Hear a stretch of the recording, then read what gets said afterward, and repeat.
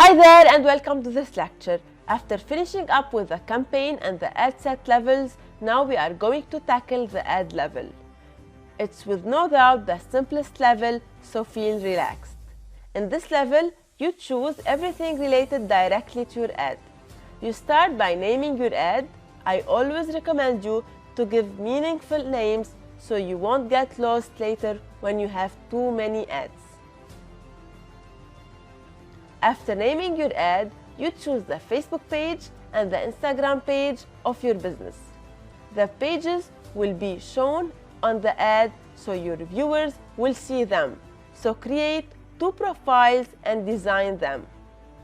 For your Facebook page, add a profile and a cover photo. Add some description, location, and contact info. So in this way, your page will look professional. And for Instagram, add also a photo, a bio, and some posts, so your profile won't look spammy or unprofessional. After that, you can choose between 2 options. Either you choose to create a new ad or you use one of your existing posts. If you go with the first option, you will be creating your post here directly within your ad set. You have here 3 options. I always go with the first one.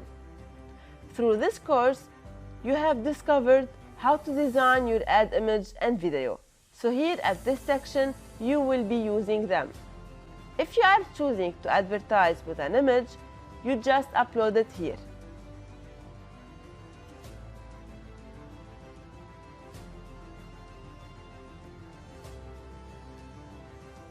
If you choose to advertise with a video, you can either choose to upload your video or you can let Facebook create a slideshow or a video for you.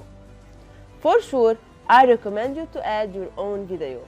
This is the best option for higher conversion. Then you add your ad description here, and here you should add your headline. Your headline is your ad title. So how to choose a good headline? Well, there are many options regarding this point, but I will tell you the ones that worked for me, and it's always up to you to test and try. The first criteria is to use a 5 words headline.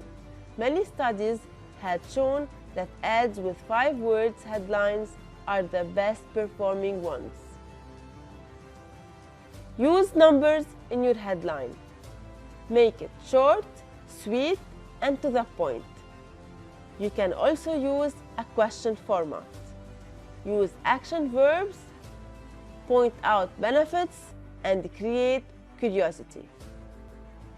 Then you choose your link type, and you add the link for your product page here, and here you can change how this link would be displayed. So if you want to make your link to display in a different way, you can do it here. So if your link is too long, you can write it here in a shorter way. For the call to action button, I recommend you to use the words learn more. Don't use buy now, because if you put buy now, people will think that they are going to buy directly at this moment from you. This might scare them. That's why I recommend you to use learn more instead of buy now. This would be much more better for your conversion and much more better for your viewers. You choose your pixel and you proceed. On the other hand, if you go with the second option, which is the one I recommend you to do, and you will learn later in this course why it's definitely your best and most fruitful option, you use an existing post or one of your existing ads. Both options will work fine for you. Let's say I want to use one of my existing ads. So I go to this ad and I click on this option in here. This option will allow me to see my ad. From here, I can copy my ad post ID and I can use it inside my ad level setup. In this way, I will be using the same ad post again and again in my different campaigns. I hope you understood the ad level. Stay tuned with me and let's meet in the next lecture.